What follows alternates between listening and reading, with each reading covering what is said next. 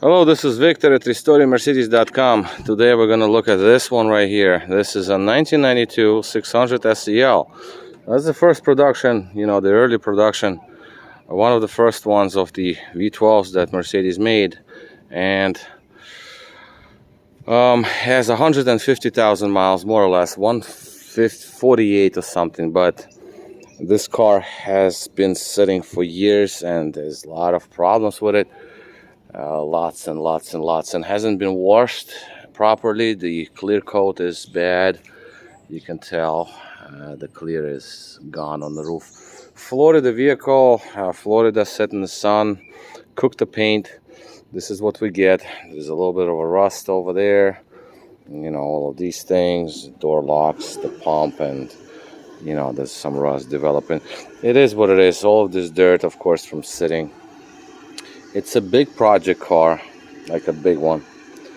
I got my charger connected here. I'm not even gonna go in the trunk area because there's enough to go with the rest of the vehicle. All for the good, well, at least the rear seat is decent, right? Yeah, so that's decent. Headrest seems to be stuck. These are electric. The shade is stuck. It doesn't want to go back. Headliner is more or less okay, it's just dirty. The door panel piece over there, that's the adjustment, the seat controls, they're like out, ashtray is open. And this seat control is also out. I don't know what's going on here. This is just a first look, really. I just got it to run. Look how dirty the window is, you can barely see through it. Yeah, so I just got it to start and run. Soft close. Well, no. Okay, well, it pulled, but it's just keep pulling. That's bad. This is going to time out.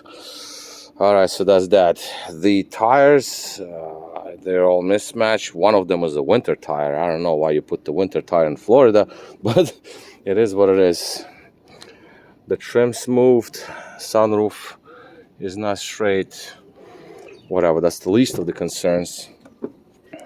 Then we have the leather situation. Obviously, the leather is all ripped up. Center armrest is also ripped. And that's kind of like nasty looking. All right. That panel right there is messed up.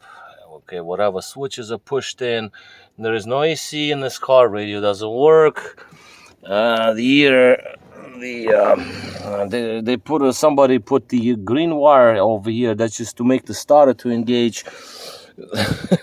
Although the other harness is okay, but that starter, I worked on it today because it didn't start at all, and just because the starter, that was a remanufactured starter, and it was all loose and rusted. The terminals were bad and what have you. So yeah, all of this dirt, I'm gonna just pressure wash it now before it's too cold, just to have the majority of stuff cleaned up, all this dirt cleaned off. But as you can see, lots of leaves and tree particle. Look at this, look how long this thing is. That's unbelievable. So there's more of it, but I mean, that is just like, whatever, clean up things. Now this thing didn't run on 12. It didn't start at all, so the starter, I think I'm going to replace it anyway because it just starts kind of funny, kind of like with lots of tension. So that's not really a good thing. Either it's the battery that's in there, it's weak. That's why it's being charged like constantly for like 7 hours by now, or something else, whatever. Like I said, this is just the first look, very, very first look. And I just get it to move around, so that's what I'm doing right now. That's the reason. Now, as for the good things, the engine harness, the upper one, is replaced, and that's a replacement harness. Somebody did valve covers, as you can see, a little bit of silicone here. Although it was done a while back, because you can still see, you already see a little bit of cracks here, and whatever, but at least that was done. So somebody was actually putting some money into this car. That's a good thing. The Lower harness is a replacement harness, which is not available. It's just no longer available, but it was done, I guess, years ago, and that is in good condition, although they put that green wire out. I don't know, whatever. I'll figure that out later. And that is that. Now, mass airflow sensor harnesses, these are replaced complete. This whole body harness was replaced complete, which is also no longer available for quite some years now. And that was done, so that's a positive, right? So that's a good thing. Now, I still have an issue with the power supply to the ignition module on the other side, the primary bank. So I just ran a bypass for now just to make it run. All right, so that's that. Engine mounts are dead. Thermostat seems to be stuck open, the usual things. This is an older car, so we have the regular resistors for the fans, so these usually never go bad, so that's a good thing. Wipers I'm not dealing with right now. All the dirt, whatever, I already showed. The release for the hood is all messed up and bent and broken, so that is to be dealt with as well. All right. It just kind of like closes and then it just doesn't lock because I have this little zip tie here so I can open it up so I don't have to reach it. Wipers work, squirts work, except for this. With this side right here, this wiper is bent. It's just hitting the cowl. All right, fine. That's how it wipes. Wipers, blades, those are shot. This is the wrong one completely. So they just squeezed on the thin one over the thicker arm that W140s have. Okay, somebody managed to squeeze it on. That's that. So in here we have new headlight switch, which is a good thing. Pump is probably dead for door locks because these things are broken. And that is that. Other than that, the mirror moves. The outside mirrors also move. Windows, at least this one works. I don't try the others, but that's that. There's a little bit of a dent over here, which is a nasty one, but what are you gonna do? I mean, it is what it is. Oh yeah, this door check was stuck and it was banging against the door over here, so that is to be dealt with. This mirror was loose, so I secured it. This door panel is not put in correctly. It's bulging out like hard. This is bad. The wood is loose. Somebody put the screw straight through. Oh god. Yeah, that's like, yeah, that pump is dead. The door locking pump, you know, soft close on that door doesn't work anymore. Well, here there's nothing really to see here, just dirty. The handle, that has to be lubricated before it gets stuck. The antenna mast is broken off. It's just missing completely. Third brake light is facing backwards, which is actually pretty funny. It doesn't work anyway, but it's just like it's just facing the other way. It's not facing the road, it's facing the interior of the car. Chrome trims here missing. The water leaks in because of that. That's not good, both of them. All right, so this handle doesn't work. It actually did work, but now it's stopped because the pump is probably dead. The screws that hold license plates, yeah, these are all gunners, so I have to do my magic. I put the bolts out. I put the bolts, cut them off, and then put nuts on the outside, but the bolts remain. That's what I do. And yeah, that's already enough. Well, just to make things a little more interesting, the hydraulic is leaking too. You know, that's a leak for the hydraulic. I wanted to raise the car up, and hydraulic started leaking. But at least accumulators are good, so that is a good thing.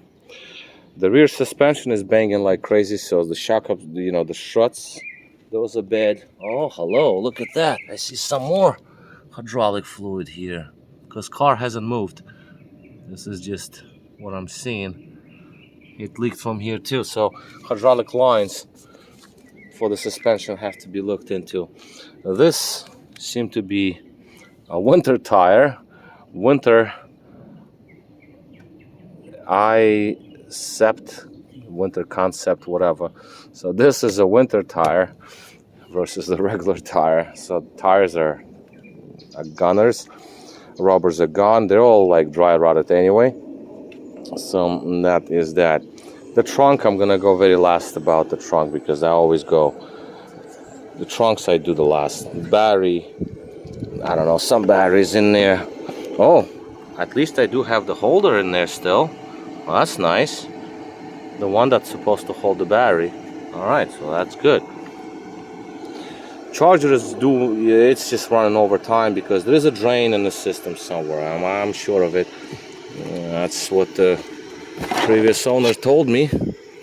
Okay, hello. So what is this? Is some sort of bizarre aftermarket amplifier, because that should not be this one. Shouldn't be the Alpine like that. But apparently it fitted, so whatever. But there's some water damage there, so I can see the stains. Obviously you can see the stains. So whatever, like, let's try to push the button. Push the button, and of course nothing works. CD stuck halfway. Yeah, just like what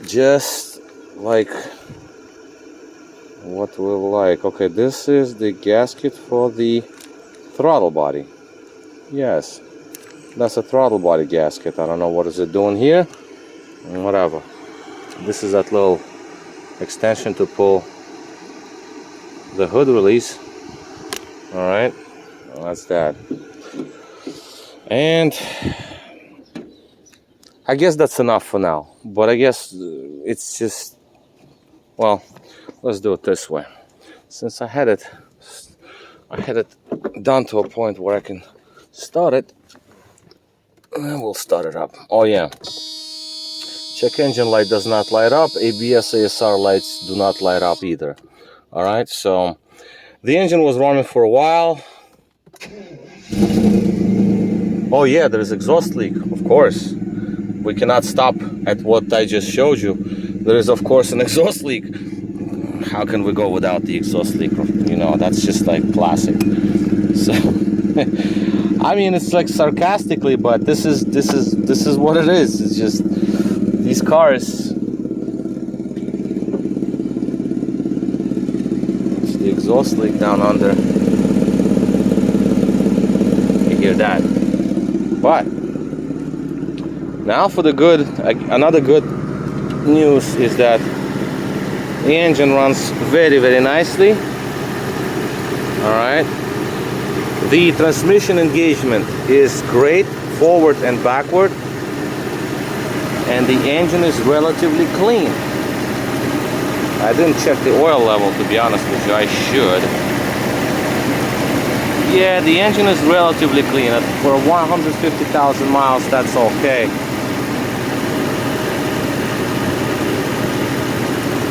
So this is a Survivor, and the plans here are, what are the plans on this? So I'm gonna wash it, obviously, the best I can. Spark plugs are wrong, by the way, and some of them are not even tightened up. The engine mounts, like I said, they're flat, they're dead. That's that. AC doesn't work. So what am I thinking? Like, I have another parts car actually that I have complete interior, all black interior, although it's S500 and that's from a 97. Interior is all black, so I'm thinking that I'm going to replace the interior here, because that interior is nice. So I'm thinking of replacing anything I can, but I'm going to leave the door panels brown, right? And probably the headrest, not the headrest. What is that thing called? Jesus Christ, it's just like a long day. The Jesus Christ, what is the name of that thing? I forgot. Well, whatever, that whole panel, right? And I'm thinking of just changing the seats, the seals, the pillars here, and carpets, the carpets, because they're all like dark like this, you know, dirty. Changing this, changing these, and leaving just the headliner, that's what it's called, not the headrest, headliner, brown, the rear shell brown. Headrests probably gonna replace them with black ones just to match the seats, so make it a two-tone interior, but at least it's gonna be much cleaner, and seat belts too to go with black ones. So that's what I'm thinking, and that's gonna just basically make this car two-tone, but maybe even do the dash all black with the steering wheel. But that's gonna be like, I mean, I don't know, we'll see. I have to think about it, but I think I want to do that. I don't want to reupholster seats because like I said, I have the whole complete interior with black interior, good leather. It's a newer leather too, it's a newer design, and that's that. So yeah, this car needs some more work. This is the very first start after sitting for a while. See, it has this like a dip when I try to accelerate. As you can see, it just like sort of chokes a little bit. Again, it's a first start. I can't complain because it runs and drives. The e-brake handle release is broken. The e-brake pedal spring is also broken. So this pedal is loose. That's that. The shifter is messed up, and all of this is messed up. That I can source. Well, actually, I'm not. That 97 is. It has a one-piece panel. So, well, anyway, this is the very, very first time I got this thing to even start, and I have this RPM situation. That is bizarre. Dome light works. That's good. Headliner is also separating over here. You can tell it's like bulging out. Sunroof. The sunroof is dead. Not good. Well, then maybe I will just replace the headliner along with it, along with the rear shelf. It's a silver one. It's like a gray one. You know, black car is a gray headliner, but whatever. Once I have both of them together side by side, then I'll think about it. I don't know what's up with this. What up? So this is a very long first part, if you will. If I go to wash it now, there's some stains on it, but that's for like, I don't know what that's about, like some sort of tree sap or some glue, I don't know. It's just, look at this, strange stuff. But first I'll wash it before it's too cold, and then park it away and then deal with it when I have time. That's gonna be a project and a half. That exhaust leak is bothering me. I have a feeling it's not even the exhaust leak, I have a feeling it's the valve that connects to the air pump. That valve is broken off. That's what I have a feeling about, because it sounds like it. Well, it's kind of like more from here though. I don't know. Whatever it is.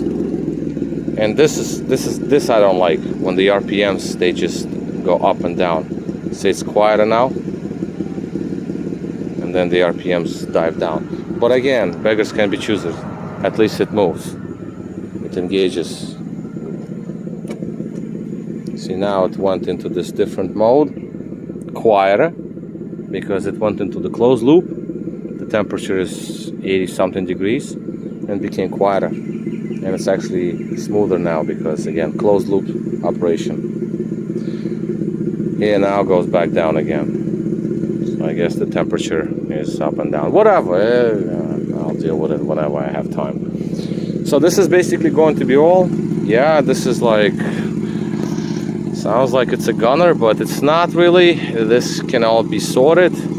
It's just the amount of time and effort that you want to put into it. And this can still be a car that can be driven. So I'm gonna cut it quits. This is gonna be all. This is Victor at historiamercedes.com. Thank you for watching.